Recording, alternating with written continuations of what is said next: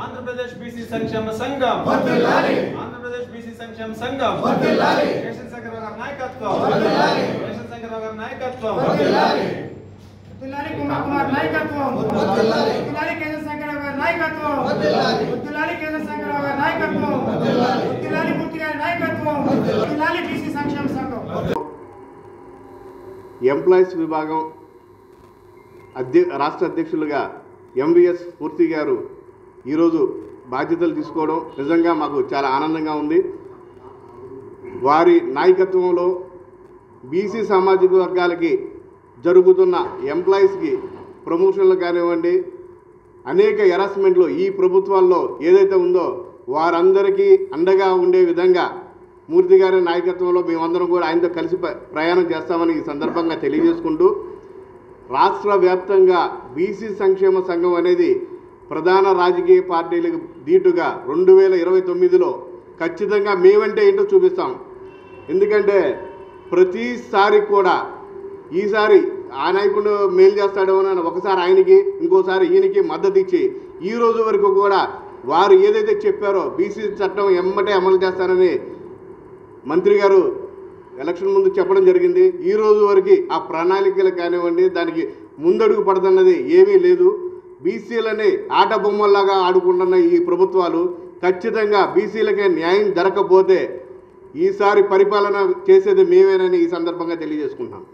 కార్యాలయంలో నూతనంగా ఆంధ్రప్రదేశ్ బీసీ సంక్షేమ సంఘం అధ్యక్షునిగా ఎంఎస్ మూర్తి గారిని, డిస్ట్రిక్ట్ ఫారెస్ట్ ఆఫీసర్ చేసి ఇటీవల రిటైర్డ్ అయినటువంటి వ్యక్తి, నిస్వార్థపరుడు, బీసీల పట్ల ఉద్యోగస్తుల పట్ల ఎంతో ఉద్యమాలు పోరాటాలు చేసినటువంటి ఘనత మరి మూర్తి గారికి ఉంది. ఎందుకంటే రాష్ట్రం మొత్తం కూడా అన్ని వర్గాలతో కూడా మంచి స్నేహ సంబంధాలు ఉన్నాయి. ఉద్యోగస్తుల్లో ఉన్నటువంటి అనేక ఇబ్బందులను కూడా ఆయనకి పూర్తిగా తెలిసినటువంటి వ్యక్తి. ఒక జిల్లా ఆఫీసర్గా చేసి వారి యొక్క కష్ట సుఖాల్లో కూడా భాగస్వాములైనటువంటి వ్యక్తి. మరి వారు ఈరోజు రాష్ట్ర అధ్యక్షుడిగా బాధ్యతలు తీసుకుని రాష్ట్రం మొత్తం కూడా అన్ని జిల్లాల్లో కూడా పర్యటించి స్థానికంగా ఉన్నటువంటి ఎంప్లాయీస్ సమస్యల మీద పోరాటాలు చేస్తూ వారికి న్యాయం జరిగే విధంగా కృషి చేస్తానని చెప్పని విధంగా బీసీలకి రక్షణ చట్టం ఆ రోజు ఎన్నికల మేనిఫెస్టోలో పెట్టారు. దాని మీద కూడా ప్రభుత్వాలు స్పందించి త్వరితగతగా బీసీ రక్షణ చట్టాన్ని కూడా అమలు చేసే విధంగా ప్రభుత్వం పైన ఒత్తిడి తీసుకురావటానికి అనేక అంశాలు భవిష్యత్తులో మరి రాష్ట్ర వ్యాప్తంగా కూడా నూతన కమిటీలను ఏర్పాటు చేసుకోవటం, అదేవిధంగా బీసీ భవనం నిర్మాణం చేసుకోవటం, అనేక అంశాలు సభ్యత్వ నమోదు కార్యక్రమం కూడా ఏర్పాటు చేసుకుని భవిష్యత్తులో ఒక రాజకీయ పార్టీకి ధీటుగా సంక్షేమ సంఘాన్ని తీసుకుని వెళ్ళాలని సంకల్పం ఆలోచనతో రాష్ట్ర వ్యాప్తంగా ఉన్నటువంటి అన్ని కుల సంఘ నాయకులు మరి పెద్దలు అందరూ కూడా దీని మీద సమిష్టిగా ఒక 4వ తారీఖు నిర్ణయం తీసుకోబోతూ ఉన్నారు. దానికి కూడా విజయవంతం చేయాలని చెప్పని రాష్ట్ర వ్యాప్తంగా మరి నేను పిలుపునివ్వటం జరుగుతూ ఉంది. రాష్ట్ర ప్రజలందరికీ కూడా మొట్టమొదటి శుభాకాంక్షలు తెలియజేస్తూ మంచి గొప్ప ఆలోచనతో ఈ రాష్ట్రంలో ఉన్న ప్రతి ఒక్కరు కూడా ముందుకు సాగాలి, రాష్ట్ర అభివృద్ధికి సహాయ సహకారాలుగా మనం అందరం ఉండాలని చెప్పేసి ప్రార్థిస్తూ ఉన్నాం. మరి ఈరోజు రాష్ట్ర కమిటీల్లో అనేక రకాల మార్పుల్ని చేసే క్రమంలో మన మూర్తి గారిని రాష్ట్ర శాలివాహన సంఘానికి కూడా వారు మరి చాలా కృషి చేశారు. రాష్ట్ర అధ్యక్షులుగా ఉన్నారు, ఉద్యోగుల సంఘాల్లో అనేక పదవుల్ని కూడా చేశారు.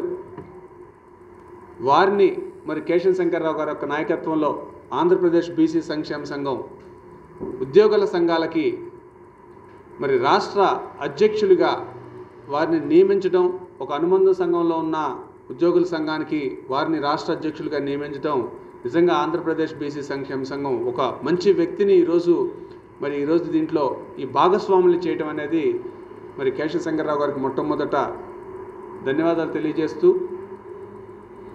చాలా ముఖ్యంగా ఈ మధ్యకాలంలో మనం గమనిస్తే ఉద్యోగాల్లో క్యాలెండర్ ఇయర్ గత 4 సంవత్సరాల్లో 5 సంవత్సరాల్లో క్యాలెండర్ ఇయర్ రిలీజ్ చేసే ఒక స్తబ్దతలో కూడా మనం అందరం చూసాం. ఉద్యోగాలు సరిగ్గా ఇవ్వకపోవటం, బీసీలకి జరుగుతున్న ఉద్యోగస్తుల్లో బీసీలకి జరుగుతున్న అన్యాయాల్లో, బ్యాక్లాగ్ పోస్టుల్లో, మరి ఈ మధ్యకాలంలో బీసీ చట్టం తీసుకొస్తానన్న దాంట్లో మరీ ముఖ్యంగా ఉద్యోగులకి చాలా శాఖల్లో కూడా వారు అనుభవిస్తున్న బాధల్ని అన్నిటిని కూడా మరి పూర్తి స్థాయిలో తరిమికొట్టాలి.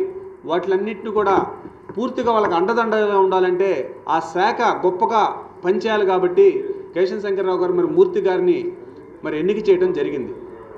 మనం అందరం గమనించాలి, ప్రభుత్వం అవసరం లేదు. గతంలో వైఎస్ఆర్సీపీ ప్రభుత్వం పోయిందని కాదు, మన బతుకులు ఎట్లా మారాలి, మనం ఎట్లా చైతన్యపడాలి, మన ఆలోచన శక్తిని ఎట్లా పెంచుకోవాలి అనే దాంట్లో మనం ముఖ్యంగా చైతన్యపడాలనేది బట్టికి చాలా స్పష్టంగా ఈరోజు ఆంధ్రప్రదేశ్ బీసీ సంక్షేమ సంఘం గత 10 సంవత్సరాల నుంచి కూడా పెద్ద పోరాటమే చేస్తూ ఉంది. ఈరోజు ప్రభుత్వాలన్నీ పార్టీలన్నీ బీసీ జపం చేస్తున్నాయనంటే ఈ రాష్ట్రం విడిపోయిన తర్వాత ఈ రాష్ట్రంలో మరి ముఖ్యంగా ఆంధ్రప్రదేశ్ రాష్ట్రంలో బీసీల యొక్క స్థితిగతులను మెరుగుపరిచి పార్టీలో బలోపేతం, బీసీల యొక్క రాజకీయ భవిష్యత్తుని బలోపేతం చేయడానికి అనేక రకాల సంస్కరణలు తీసుకురావడానికి కూడా మరి ఆంధ్రప్రదేశ్ బీసీ సంక్షేమ సంఘం కేశవ శంకర్రావు గారి అధ్యక్షతన జరిగిందని మీ అందరికీ తెలిసిన విషయమే. ఎన్నో ఉద్యమాలు కాపులు బీసీలు చేర్చే విషయంలో కానీ ఇచ్చినందుకు ఇక్కడ ఈ మీడియా సంఘంగా అందరికీ కూడా నా హృదయపూర్వక నమస్కారాలు తెలియజేస్తున్నాను. అయితే ఉద్యోగస్తులకి ఉన్నటువంటి బాధలన్నీ ఏ విధంగా సంస్కరించాలో నాకు తెలుసు. దాన్ని ఒక క్రోనలాజికల్గా చేసుకుంటూ ముందుకెళ్తాను. దానికి వీరి సహకారం ఎప్పుడు ఉంటుంది. అంతేకాకుండా మెయిన్గా మా కాన్సెప్ట్ అంటే బీసీలు ఏ విధంగా ముందుకు రావాలి. దాంట్లో ధనాధిక్యత గల కులాలు ఉన్నాయి, ధనాధిక్యత, జనాధిక్యత, అట్లాగే ఎంబీసీ మోస్ట్ బ్యాక్వర్డ్ క్లాసెస్. అంటే మేము రకరకాలైనటువంటి 3 విభాగాలుగా ఉన్నాం.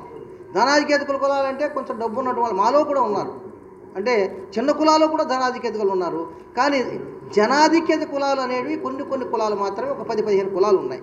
ఆ ధనాధిక్యత కులాలని మాత్రమే ఏ పార్టీ అయినా ముందుకు తీసుకొస్తుంది. అట్లా కాకుండా మరి శంకర్రావు గారు ధనాధిక్యత కానీ జనాధిక్యత కానీ అత్యంత అందరినీ కలుపుకుని వెళ్ళాలి. ఆ విధంగా ముందుకు తీసుకెళ్ళి మనం కింద అట్టడుకున్నటువంటి కులాలను కూడా పైకి తీసుకురావాలంటే ఏం చేయాలి అనేటువంటి తపన ఉన్న మనిషి కాబట్టి నేను ఒక విధానాన్ని ముందుకు తీసుకెళ్ళడం కోసం మన మంత్రి గారు లోకేష్ గారి దగ్గరికి ఒక ఇష్యూని తీసుకెళ్ళాం. ముందు చంద్రబాబు నాయుడు గారు తీసుకెళ్తే ఆయన స్పందించారు.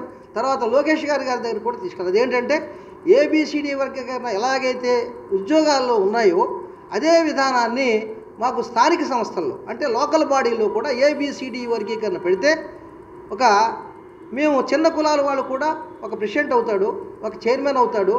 ఈ లోకల్ బాడీలో ఈ విధంగా ఉంటుంది. ఎందుకంటే ఒక ఏకి వచ్చిందనుకోండి, ఏకి మాత్రమే పోటీ ఉంటుంది. బి రాడు, సి రాడు, డి రాడు, మాకు మిగిలినటువంటి ఓసీలు ఎవరు రారు. ఆ ఏలో ఉన్నటువంటి నేను బి అనుకోండి, నేను బిఏ, ఈయన బిఏ, కానీ మా ఇద్దరికే పోటీ ఉంటుంది. మీ ఇద్దరం సమన్వయం చేసుకుని కుమ్మరి కులస్తుడికి ఇవ్వడానికి ఆయన ముందుకు వస్తాడు. అట్లాగే చిన్న కులాలు చాకలి, మంగలి, కుమ్మరి ఇవన్నీ కూడా చిన్న కులాలు. ధనాధిక్యత లేదు, జనాధిక్యత లేదు, కానీ మేము చాలా చిన్న కులాలు. అందరూ కూడా ముందుకు రావాలంటే మాకు స్థానిక సంస్థలు ఇక్కడ ప్రెసిడెంట్లు కానీ మెంబర్స్ కానీ ఈ విధంగా అయితే మేము కూడా ఆ లెవెల్కి చేరుకుంటాం. అందరూ కూడా బలడ్యులు అవుతాం. దానికి మన శంకర్రావు గారు అండ ఉంటుందనేటువంటి దాంతో వారిని తీసుకెళ్ళాం. అలాగే లోకేష్ గారి దృష్టికి తీసుకెళ్తే ఆయన బాగా స్పందించాడు.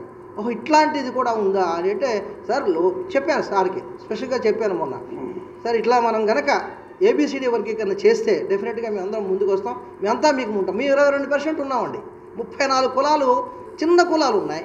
ఈ 134 కులాల్లో 34 కులాలు చిన్న కులాలు ఉన్నాయి. ఇవందరికీ కూడా ముందుకు వస్తే కార్యాచరణని మేము ప్రకటించబోతా ఉన్నాం.